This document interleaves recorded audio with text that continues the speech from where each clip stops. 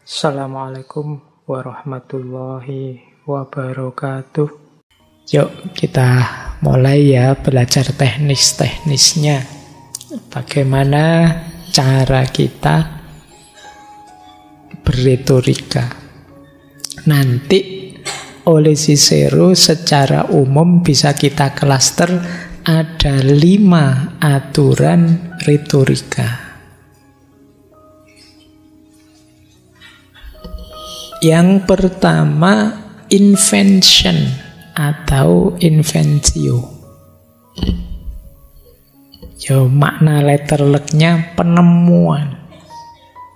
Maksudnya apa? Ketika kita menyampaikan sesuatu, temukan dulu argumennya, alasannya, dasarnya, buktinya. Kalau kita tidak punya argumen, kita ngomong apa nanti orang tidak akan percaya. Ayo cari argumen yang pas, yang cocok, yang sesuai. Memang perlu upaya ekstra. Kata Cicero, untuk bisa nemu argumen yang pas, yang pertama kita harus punya tujuan yang jelas, dan yang kedua, paham audiennya. Oh, ini tujuannya cuma menghibur saja kok Pak, ngisi waktu saja. Itu nanti pasti beda dengan, oh ini tujuannya memang memahamkan mereka Pak, mengajari mereka. Oh ini tujuannya untuk menggugah mereka biar tidak malas lagi. Itu tujuan menentukan. Baru teman-teman bisa nyari data, nyari argumen yang pas. Jangan asal nyari argumen. Oh ini temanya tentang kesolehan, religiositas.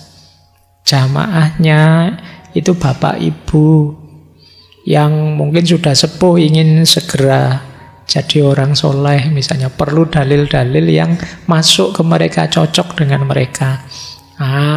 Kalau kayak gini mungkin pas teman-teman cari ayat-ayat Al-Quran, cari hadis-hadis, dawuhnya para ulama. Oh ini audiennya mahasiswa-mahasiswa yang males-males. Dikasih tahu apa saja susah nanti kasih argumennya, cari gambar-gambar siksa neraka, gambar-gambar biar mereka takut. Nah, ini yang disebut argumen. Pahami audiennya, pahami tujuannya, cari argumen yang pas, yang cocok. Argumennya tidak pas, ya tidak akan masuk. Gitu loh. Kadang-kadang mungkin untuk level tertentu pakai argumen yang tidak masuk akal karena memang audiennya audien yang belum terlalu paham. Akalnya belum nyampe. Misalnya sama anak-anak kecil. Kadang-kadang kita pakai argumen yang tidak masuk akal. Kok tidak beli toh Bu? Tidak dijual misalnya. Itu kan mau anak kecil aja kok dibilang tidak dijual ya percaya saja. Padahal ya toko itu kan jelas kok bisa tidak dijual. Wong sama anak kecil saja kok kan tidak panjang gitu loh. Nah itu audien kalau kalian dibilangin gitu kan, Bu mau beliin laptop itu tidak dijual laptopnya gitu, kamu kan tidak percaya, paling kamu meringis saja. Jadi justru anak kecil tadi kalau ibunya bilang ibu tidak punya duit, itu kadang-kadang tidak masuk di akalnya dia, karena bagi dia ibunya selalu ada uang. Itu yang disebut pertimbangan audien. Untuk mencari argumen yang pas, argumen yang cocok. Kata Cicero, argumen yang sama tidak punya bobot yang sama pada waktu yang berbeda. Kemarin kalian dikasih argumen ini tersentuh, patuh, tapi sekarang mungkin tidak lagi. Itu pinter-pinternya orator. Ini yang disebut invention. Cari argumen yang pas, yang tepat.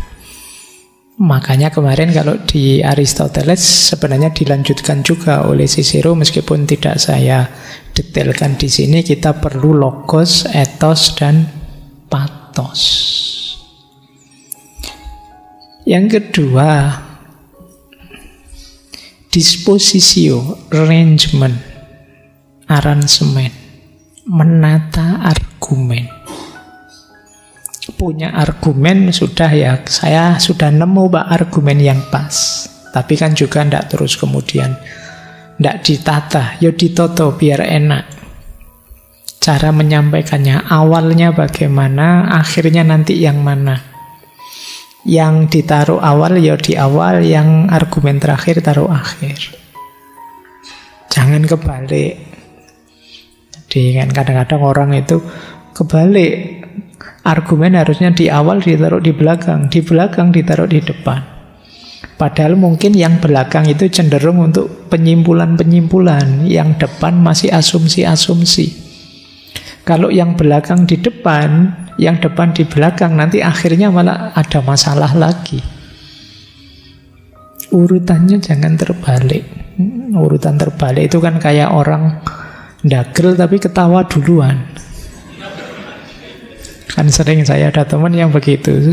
Sebelum lucu, dia ketawa duluan. Nggak jadi lucu, ya lucunya karena dia ketawa itu. Dagelannya malah ketutup sama ketawanya dia. Padahal kan maunya dia guyon sesuatu, mendageli sesuatu, tapi ya kebalik urutannya. Ketika dia sudah ketawa duluan, ya nggak jadi cerita dagelnya, ketawa karena ketawanya dia. Nah, urutannya harus pas. Nah, kalau ini agak panjang nanti tentang arrangement ini ya. Ada 5 proses untuk menyusun argumen. Jadi ada introduction, ada narration, ada division, ada confirmation, ada refutation. Jadi ini juga 5. Tadi kan masih 2 yang proses retorika. Nah, kalau ini yang bagian dari yang nomor 2, urutan dari arrangement. Yang pertama, introduction. Ini berarti yang paling awal. Bahasa Yunaninya exordium. Harus gimana sih Pak ngomong yang paling awal itu? Exordium itu artinya mendorong maju. Sampaikan hal-hal yang menarik perhatian. Tunjukkan bahwa kita berniat baik pada mereka. Di awal-awal ngomong sampaikan fakta-fakta yang mengejutkan, pertanyaan retoris atau pengenalan topik kita. Ini di awal. Jadi jangan di awal tiba-tiba ngomong materi dan kesimpulan, nanti orang bingung. Di awal itu tunjukkan dulu, misalnya pentingnya kita membahas masalah ini. Tunjukkan itu.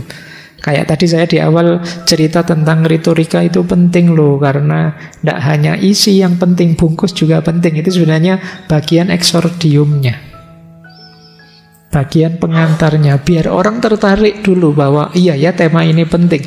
Saya harus nahan ngantuk ini, karena kalau ngantuk nanti tidak paham. Itu karena sejak awal kalian dipancing untuk merasa bahwa tema ini penting.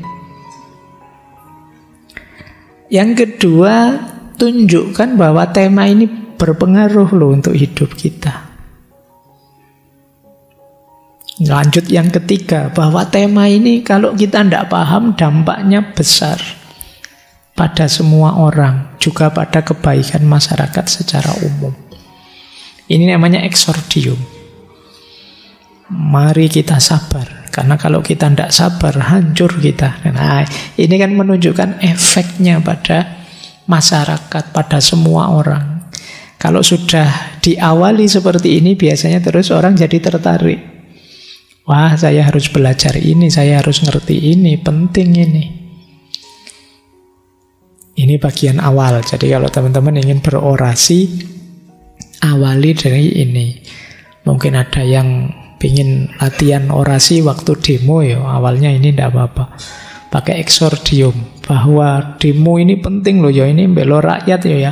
Kalau ini tidak dituruti, ini tidak cuma kita yang kacau, seluruh Indonesia kacau. Itu kan orang terus tertarik. Ini bagian dari exordium. Yang kedua, kalau sudah exordium, terus narasi. Yang dimaksud narasi itu memberi informasi dulu tentang ceritanya bagaimana kok tiba-tiba kita membahas tema ini, latar belakangnya, kondisi sebelumnya yang jadi konteksnya. Ini namanya narration.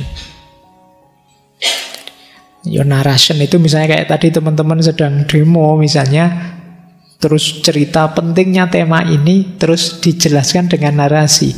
Karena sekarang pemerintah bikin kebijakan ini, itu namanya latar belakangnya. Sementara hari ini banyak orang susah, banyak orang sulit, ini namanya narasinya. Jadi konteksnya dijelaskan dulu, biar orang tidak miskonteks. Banyak narasi, banyak orasi yang disalahpahami orang karena konteksnya keliru. Jadi ini serius apa bergurau, itu kan namanya konteks. Harusnya guyon kamu seriusi, harusnya serius malah kamu cengenges-cengenges, tidak nyambung. Hari ini banyak yang salah channel, salah frekuensi. Nanti ada orang bergurau ngomong apa, terus kamu Allah berfirman dalam surat ini. Tidak boleh yang begitu. Ini memang salah channel. Ini konteksnya apa dulu pembicaraan ini? Atau orang serius-serius, kamunya yang cengenges-cengenges. Wahai orang-orang yang beriman, gitu. Terus yang tidak beriman berarti tidak wahai ya Pak. Itu namanya guyon, kamu cengeng-cengenges, kamu lepas konteksnya. Jadi pastikan kamu jelaskan dulu latar belakangnya. Itu yang disebut narasi. Kenapa kita harus mengulas ini? Kenapa kita harus melakukan ini? Kenapa kita harus ada latar belakang apa? Fenomena apa sebelumnya? Itu narration. Yang ketiga, division. Kalau division ini partisio, membagi. Jadi ngomong itu harus runtut. Jadi tidak dicampur, kita partisi, kita bagi-bagi. Klaim saya yang pertama ini, argumennya ini. Klaim yang kedua ini, argumennya ini. Terus kamu bagi-bagi biar rapi. Jangan dicampur, kalau dicampur bingung nanti orang. Jadi makanya ini harus perlu latihan untuk kalian bisa ngomong yang efektif. Yang tadi loh, atisism tadi. Terus yang keempat, konfirmasi atau konfirmasio. Jadi kalau ini nambah bukti, tidak sekedar klaim-klaim, tapi dikuatkan dengan bukti-bukti, baik secara logos maupun etos maupun patos. Bukti logos, bukti logis. Bukti etos ya bukti etis, kredibilitas kita, kejujuran kita, keterlibatan kita. Bukti patos itu kemampuan kita untuk mempengaruhi mereka. Ini fase konfirmasi. Yang kelima, ada pula sisi refutation, refutatio. Refutasi itu membantah, menyangkal. Maksudnya apa? Tentu saja klaim tadi yang kalian beri argumen tadi, pasti ada orang lain yang punya pandangan berbeda. Nah, bantahlah itu. Dengan argumen tentu saja. Misalnya kalau ada pihak-pihak yang tidak setuju dengan kita, misalnya argumennya ini, mari kita jawab begini. Bukankah seperti ini? Ya, itu namanya refutatio. Ini juga dalam rangka membuat pandangan kita lebih dipercaya. Karena kita bisa menjawab yang berbeda dengan kita. Jadi prosesnya sampai ke kelima ini. Ini namanya arrangement. Bagaimana kita menyusun argumentasi agar ucapan kita bisa dipercaya. Lanjut, pada akhirnya terakhir conclusion, peroratio. Kalau peroratio itu nutup pidato. Akhirnya, nah ini conclusion sudah. Semuanya dirangkum, diulang bagian klaim yang penting. Jadi ini yang mengesankan. Boleh nanti diakhiri dengan seruan untuk berubah, pertanyaan retoris, atau pernyataan yang berani. Nah ini namanya conclusion. Nah kalau urut-urutannya rapi tadi ya, kemungkinan kita bisa menggerakkan orang, mencerahkan orang. Tidak bulat. Terus, tadi yang kedua, arrangement. Sekarang yang ketiga dari 5 aturan retorika, yaitu style. Eluxio. Kalau ini gaya penyampaian. Ya memang macam-macam, ada yang teriak-teriak, ada yang lembut, ada yang sambil nyanyi, ada yang baca puisi. Sekarang kan baru tren itu, kalau kehabisan bahan terus bikin pantun. Wah, ya enggak apa-apa, itu bagian dari retorika. Terus kamu bagian cakep gitu dong. Ya enggak masalah, itu bagian style namanya, gaya. Jadi carilah gaya yang bisa mempengaruhi orang. Ini bagian ini yang kalau kemarin di Aristoteles kan namanya pathos tadi. Bagaimana yang bisa menyentuh emosinya orang lain. Kata Cicero ada 4 hal, 4 unsur ketika kita ingin menyusun gaya. Khususnya dalam aspek tata kalimatnya, tata bahasanya. Yang pertama kebenaran, yang kedua kejelasan, yang ketiga kepantasan atau kesesuaian, yang keempat hiasan-hiasan, ornamen-ornamen. Ini harus ada. Kebenaran ya pastikan yang kita sampaikan benar. Khususnya tata bahasanya, standar-standar pengucapannya. Yang kedua, kejelasan. Kalau kejelasan itu ya gunakan kata-kata yang mudah dipahami. Yang ketiga, kepantasan. Kepantasan berarti oleh masyarakat di situ itu masih dalam kategori sopan.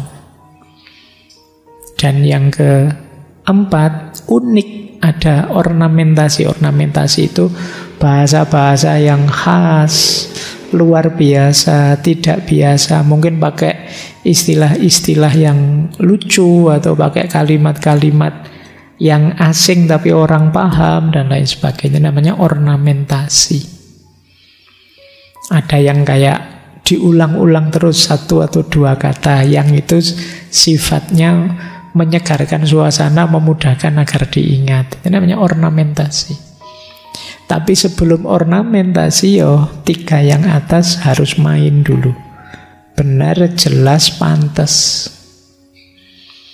Jadi kalau benar tapi tidak jelas ya tidak ada gunanya. Benar, jelas sih, tapi tidak pantas. Orang tidak akan mau. Benar, jelas, pantas, tapi kurang ornamen, membosankan. Jadi, segitu lagi, itu lagi membosankan. Guyonannya tetap itu lagi, itu mesti membosankan. Kurang ornamentasi. Jadi, silahkan mengambil gaya apapun yang teman-teman bisa, teman-teman mampu, tapi pastikan benar, jelas, pantas, dan indah. Tidak membosankan, unik. Kata Cicero, ada 3 gaya, 3 style orasi. Meskipun 3 ini ya tidak semua orang bisa. Yang pertama, istilahnya beliau, pembicara yang agung. Pembicara yang agung ini ya orang yang memang punya karisma. Orang-orang di nomor 1 ini mungkin tidak terlalu harus belajar retorika, dia sendiri karismatik. Ngomong 1-2 kata, itu orang sudah tersentuh hatinya, sudah patuh, sudah mau ikut. Ini yang disebut pembicara yang agung. Mungkin kalian punya guru, punya ulama, punya kiai yang sebenarnya kalau ngomong ya biasa-biasa, datar, 1-2 kalimat, tapi menyentuh. Yang beliau omongkan itu sama dengan ratusan ribuan orang yang lain. Tapi kalau beliau yang ngomong, itu rasanya masuk sudah. Nah, kalau gaya yang pertama ini mungkin ya tidak bisa ditiru. Ini perlu reputasi, perlu karisma. Ya pada saatnya mungkin kalian bisa sampai. Yang kedua, ada yang mungkin seperti kita levelnya, perlu belajar dulu. Nanti terampil sih, hebat sih, tapi hasil latihan. Jadi pembicara yang uraiannya tajam, kemudian gaya bahasanya tidak muluk-muluk, padat, kadang ada lucu-lucunya, kadang ada indah-indahnya. Tapi ini memang hasil pengalaman atau hasil latihan. Berarti bisa dilatih. Ini gaya kedua. Ada gaya ketiga. Kalau gaya ketiga mungkin sebagian kita, jangan-jangan termasuk saya. Pembicara yang datar. Jadi, tapi tidak masalah, kata Cicero, ya memang ada orang yang gayanya datar begini. Meskipun ya tentu saja membosankan, tidak efektif, tidak memberi apa-apa. Jadi ini 3 gaya orasi. Ya saya tidak tahu teman-teman ada di mana. Atau jangan-jangan ya tidak di 3-3-nya, Pak, saya tidak pernah orasi, Pak. Ya mungkin saja. Tapi kan kita tetap perlu orasi. Entah di depan teman, entah di depan adikmu, di depan saudara, di depan, pasti pernah kita ingin meyakinkan orang, ingin memberitahu orang, ingin mengajak orang. Disinilah kita perlu keterampilan berretorika. Baik, tadi sudah nyampe nomor ketiga. Sekarang nomor keempat dan kelima. Keempat dulu ya. Yang keempat, memori atau memoria. Memoria ini dalam bahasa Latinnya adalah ingatan. Ini beda ya memang dengan zaman sekarang. Kalau zaman sekarang ada yang orasi sambil membaca.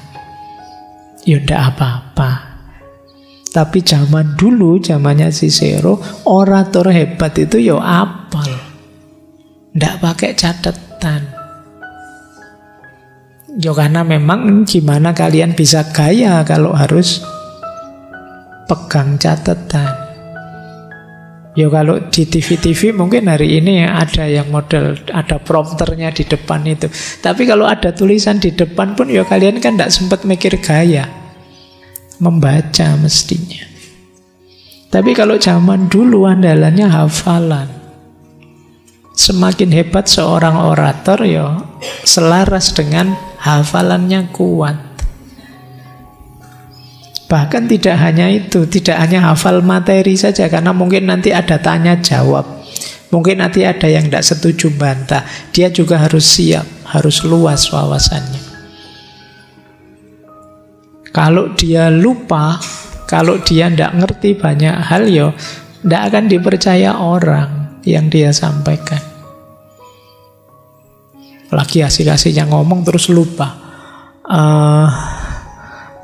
Itu kan kita stres, yang nonton juga stres. Nah, dengan PD-nya kita bilang ciri-cirinya 7. 1 hafal, 2 masih hafal, 3 masih hafal, 4 hafal, 5 masih hafal, 6 opo mau ya. Sudah terlanjur ngomong 7, baru dapat 5 lupa. Oh, itu bisa siksaan tersendiri itu. Maka memori jadi andalan dalam retorika. Kalau kalian tidak yakin hafal 7-7-nya, bilang saja ada beberapa ciri. Itu aman sudah kan? Tidak usah disebut angkanya 7, nanti bunuh diri kamu kalau tidak hafal. Baru kalau ternyata kamu hafal sampai 7, baru kamu bilang 7 ciri ini, nah, itu nyampe sudah. Kamu itu juga bagian dari retorika. Karena sudah terlanjur ngomong 7, hafalnya cuma 5. Itu kan kayak kamu ujian UAS, dosennya sebutkan 4 ciri-ciri, hafalnya cuma 3. Itu kan kamu nginget-inget 1 apa ya.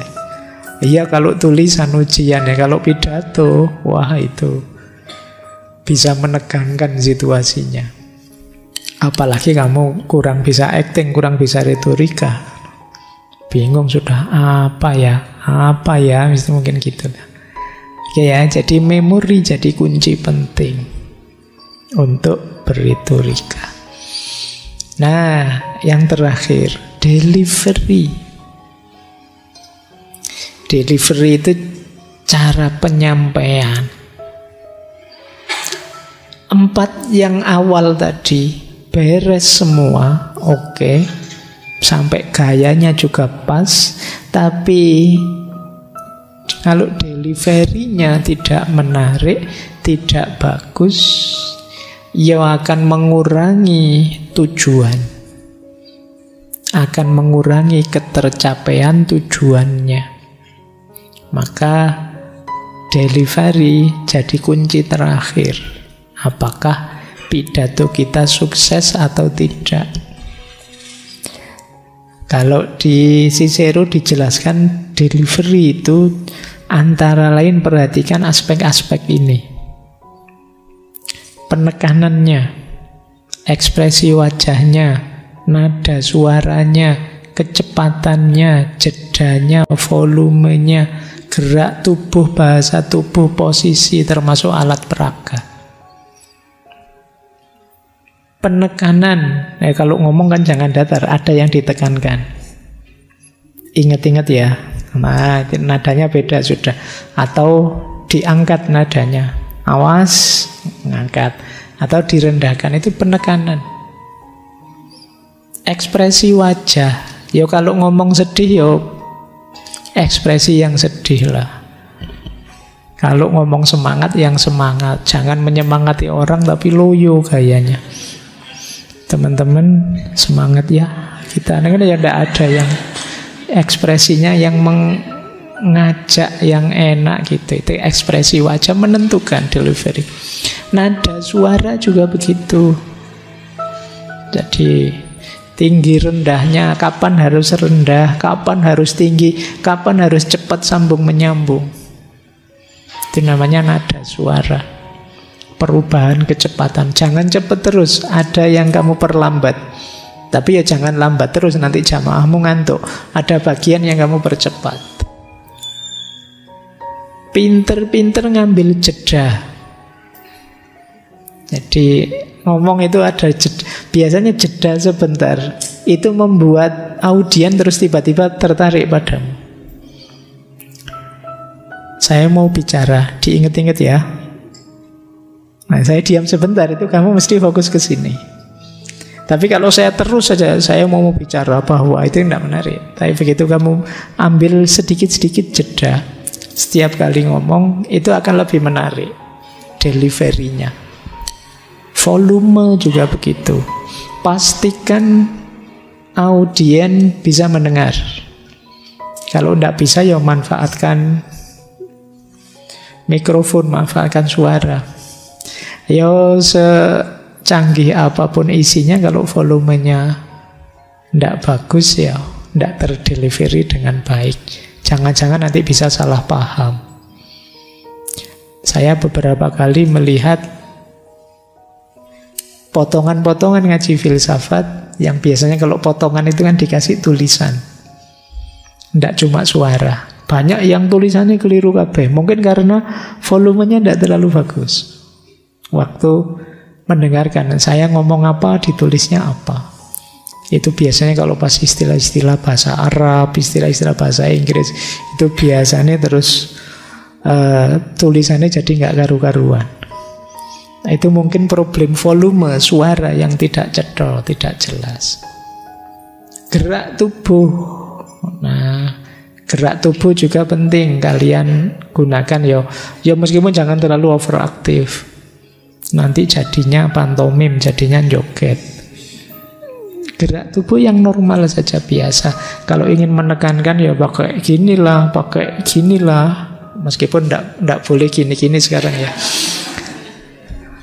Jadi kalau ada 5 ciri aman. Tapi sekarang kalau ada 2 ciri nggak berani pakai isyarat sekarang. Gerak tubuh penting untuk memudahkan. Bahasa tubuh. Bahasa tubuh ini ya ekspresimu tadi, kemudian mungkin pakai clue-clue apa yang dari tubuhmu, dan kadang-kadang audien itu menangkap isyarat bahasa tubuh kita. Jadi, wah ini ustadznya sudah capek ini kelihatannya. Wah, itu bahasa tubuh. Kalau bahasa tubuh kita tidak pas, akan ditangkap oleh audien. Yo kadang-kadang audiennya ngasih isyarat ke kita juga dengan bahasa tubuh. Ini sudah ngantuk, ini sudah jenuh, ini sudah apa. Itu ya kalian yang orasi juga harus paham. Misalnya khutbah Jumat tidak selesai-selesai terus jamaah dehem. Masih asik ngomong. Yang sana dehem juga, batuk juga. Setengah masjid batuk semua, dia tidak peduli ngomong terus. Itu tidak paham bahasa tubuh. Nanti yang di depannya sampai ngangkat tangan sambil nunjuk-nunjuk arlojinya. Masih ngomong saja. Waktu memang berharga dalam Islam itu. Tambah panjang ceramahnya, nambah tema tentang waktu. Nah itu penting kalian memahami bahasa tubuh. Jadi kadang ekspresi orang yang nolah-noleh atau ngangguk-ngangguk atau itu maknanya banyak. Kita yang sebagai orator juga begitu. Coba perhatikan kalian sendiri ya. Kalau misalnya di depan sedang presentasi, kok lupa materi atau tidak paham materi, kira-kira gayamu bagaimana? Itu mesti kelihatan. Mungkin celingak-celinguk, mungkin cengenges-cengenges, mungkin gayane ngomong apa, kelihatan. Posisi juga penting, alat peraga juga penting. Ya, ambil posisi yang pas. Misalnya saya kayak gini ngomongnya di tengah, audiennya kan nyebar. Kalau saya ngomongnya di belakang, kalian ngadep ke sini, yo ndak efektif, pasti kan ngaco. Atau saya di pojok sana, yang di sebelah sana jadi takut karena dekat dengan saya, yang sana ndak kelihatan, dan macam-macam. Posisi penting, alat peraga juga penting kadang-kadang. Kayak saya kadang-kadang mencontohkan minuman lah, laptop lah, apalah itu kan alat peraga. Jadi delivery penting untuk kita bisa tadi loh menyampaikan kebijaksanaan, kebenaran. Humor juga penting. Syaratnya 4. Kalau ingin nambahi humor atau kelakar dalam orasi. Syaratnya 3. Yang pertama jenisnya. Ada 2 jenis, lelucon dan ejekan, kata Cicero. Kalau lelucon itu ya memang dagelan. Kalau ejekan itu biasanya menyerang orang lain, tapi secara lucu. Kalau hari ini mungkin roasting lah, itu jenis ejekan. Ada yang memang lelucon.